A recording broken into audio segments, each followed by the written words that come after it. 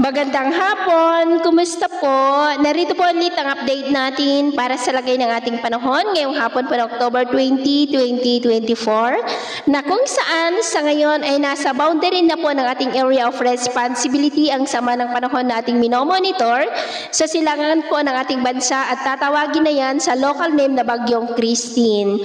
Nasa layo po ngayon ng 1,060 km east of Catanduanes na consistent pa rin ang pinapakita na lalakas pa yan habang papalapit po dito sa ating kalupaan na nagbabanta na tatama dito sa Luzon. Kaya atin lamang pong babantayan ang development niyan dahil marami pa po ang posibleng pagbabago lalo na at nandyan pa rin sa may karagatan at ito naman ay pinapakita ng forecast model natin pong ginagamit hanggang po sa susunod na 2 linggo.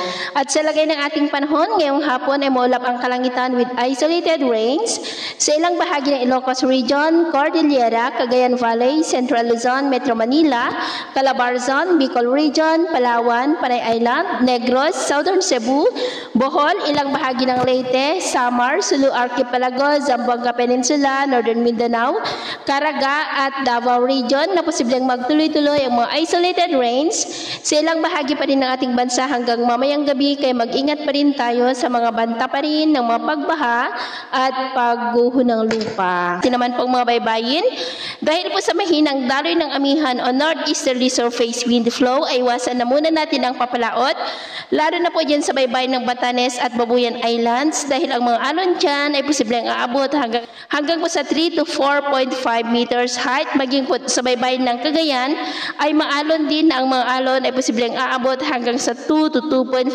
meters height.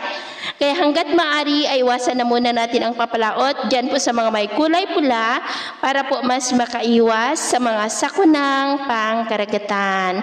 So ito po ng latest update natin sa araw na ito. At ako po muli si James na nagsasabing sa kahit anong pagsubok po na darating sa ating buhay, huwag na huwag po tayong mawawalan ng pag-asa. Thank you and God bless!